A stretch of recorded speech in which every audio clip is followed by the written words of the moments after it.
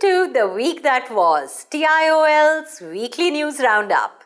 In this bulletin, we plan to bring you stories about India's policy changes to bring India into a cashless economy, how to reduce tax disputes efficiently, and how to reduce the backlog.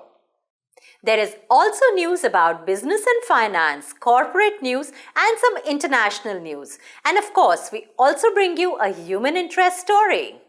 But first, let's see how the government plans to track transactions to curb tax evasion and the Supreme Court's latest verdict on air pollution in Delhi. Whether or not the Aadhaar card becomes an essential document, quoting the PAN card has been made mandatory for all high-value transactions with effect from the new year, January 1st, 2016.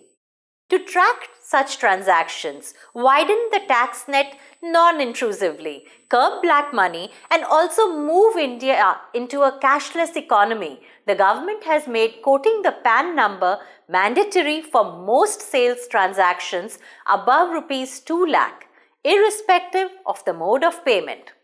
Mandatory quoting of PAN card was one of the recommendations made by the Special Investigation Team on Black Money, which was made a part of the budget speech of the Finance Minister this year. However, to balance the burden of compliance on legitimate transactions with its need to track high-value transactions, the government has enhanced the threshold for various transactions.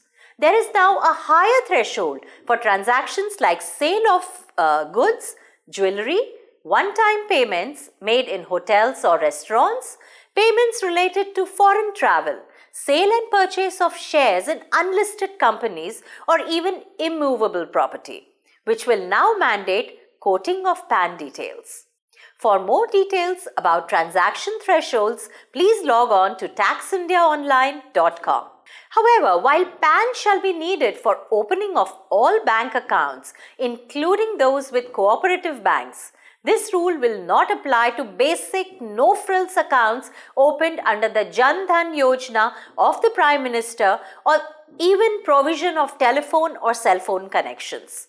Considering that only 2 to 3% of the Indian population pays any income tax, the question arises, how many Indians do not own a PAN card but yet conduct high-value cash transactions?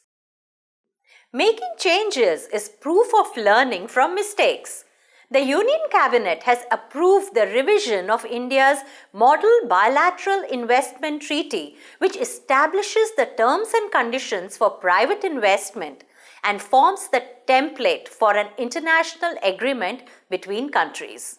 In the revised model approved by the Cabinet, tax matters have been kept out of the ambit of bilateral investment treaties, proving that India does not want to repeat the situation it faces in its tax disputes with Vodafone and KNPLC.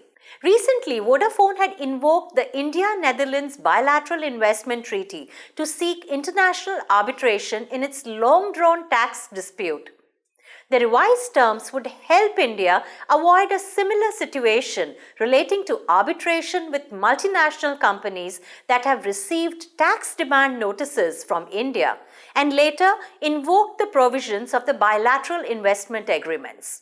Other changes in the model treaty exclude matters such as government procurement, subsidies, compulsory licenses, and national security from the ambit of investment agreements.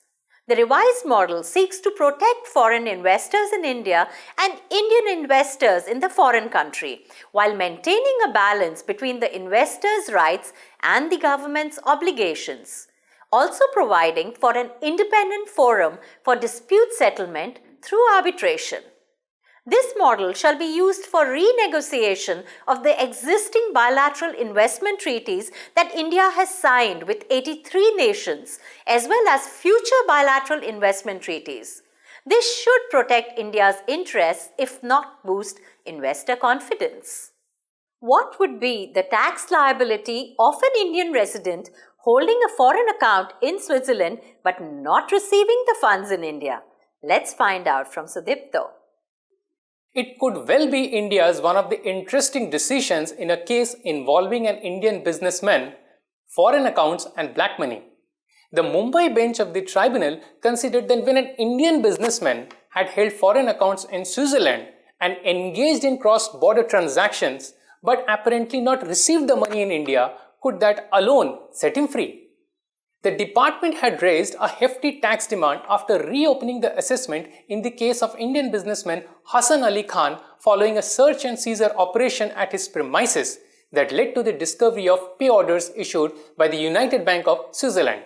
However, the pay orders had expired and there was nothing to show that the assessee had received funds in India.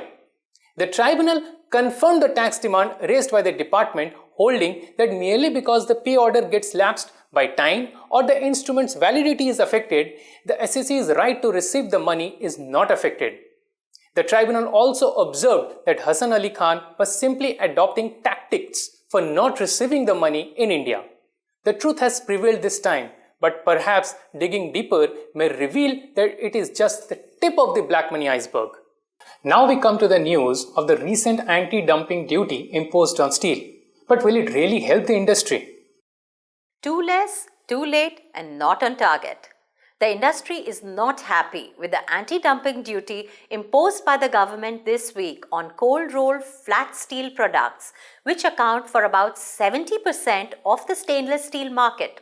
The duty imposed on certain widths of flat steel products ranges from 5% to 57% and will be valid for 5 years on imports from China, South Korea, USA, European Union, South Africa, Thailand and Taiwan.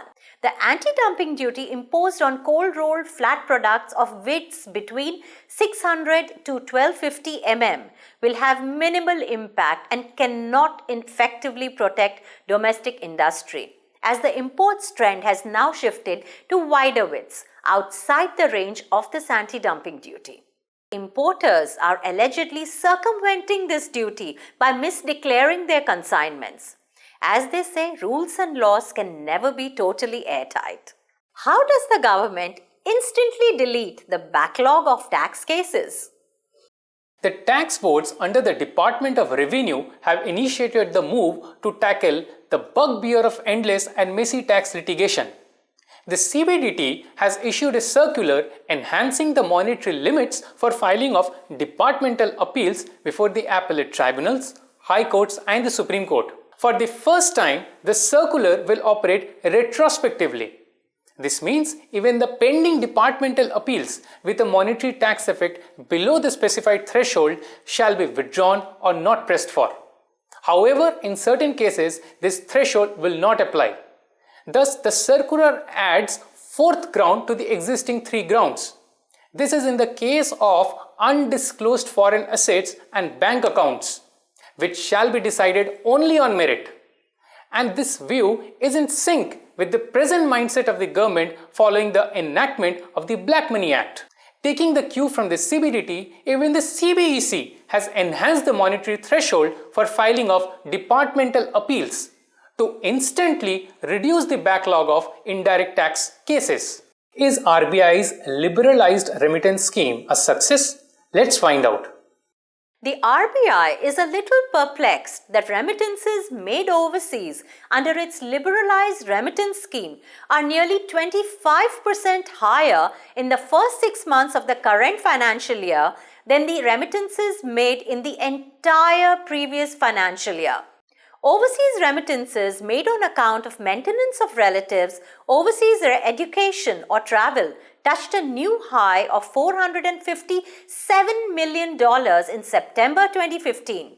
While the total remittances made in the financial year 2014 to 2015 was $1.32 billion, the outflow in the first 6 months of this financial year was $1.63 billion. This unprecedented rise in remittances has come under the RBI scrutiny, which has asked authorized dealers for detailed data. Will air travelers pay less user charges? Not really.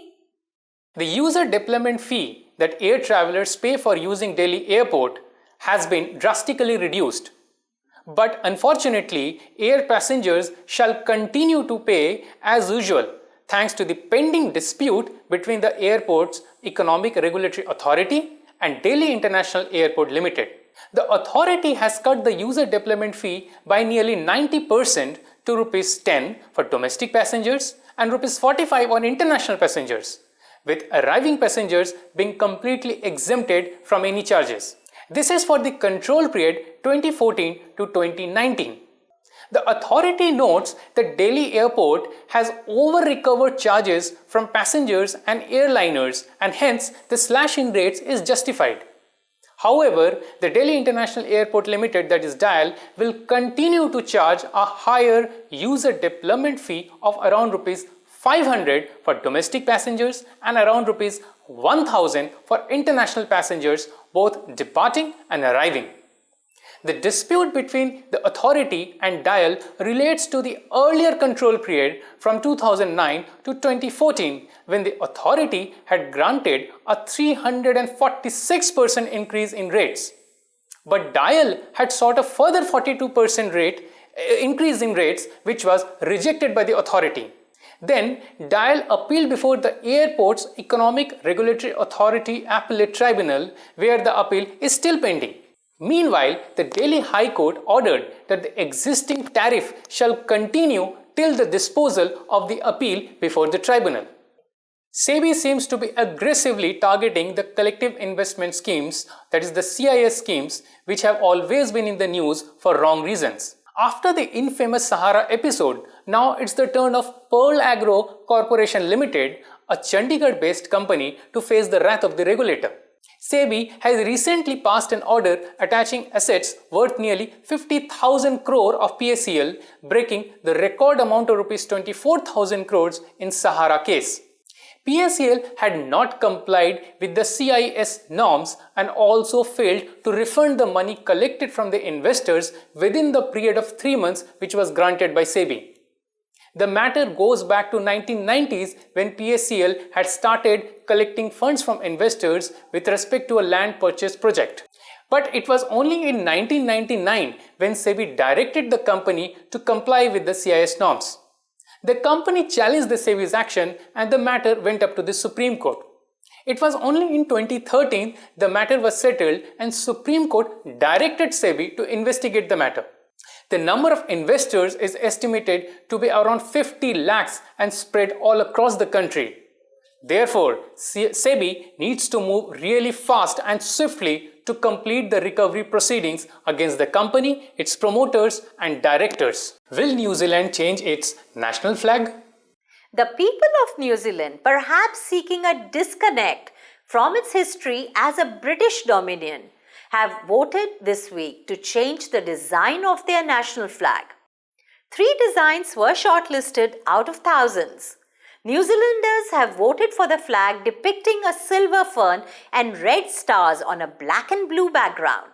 The design is similar to the current flag minus the Union Jack, which is now replaced by the silver fern, which has also become the national symbol of New Zealand, worn by many sports teams. The question facing the country is whether the move to change the national flag shall be backed by the majority of New Zealanders. Incidentally, New Zealand has no official Independence Day. China has recorded the maximum number of IPR applications being filed. When it comes to filing of IPR application, it seems that China is the most sought after destination of the innovators. The Chinese Patent Office received the maximum number of patent applications filed last year, way ahead of US and Japan combined. As per the latest report of the World Intellectual Property Organization, China received nearly 1 million applications. However, US and Japan were ahead of China in terms of patent applications filed abroad. Most of these applications were in the field of computer technology and electrical machinery. The Indian patent offices were among the first 10 in terms of number of applications filed.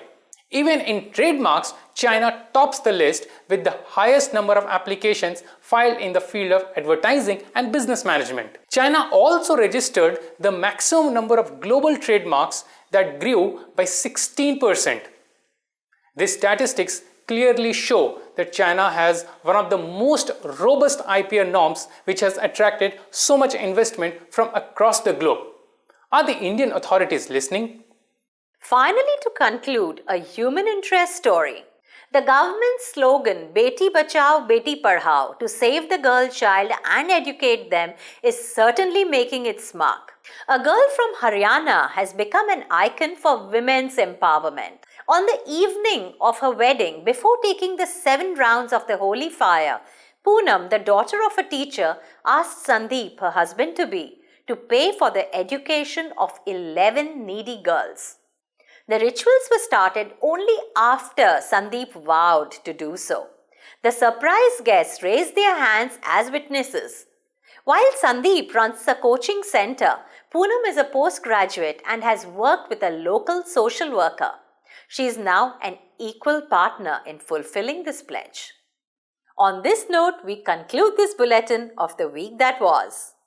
Please do write your news and views at editor@TIOL.in. Have a warm weekend ahead.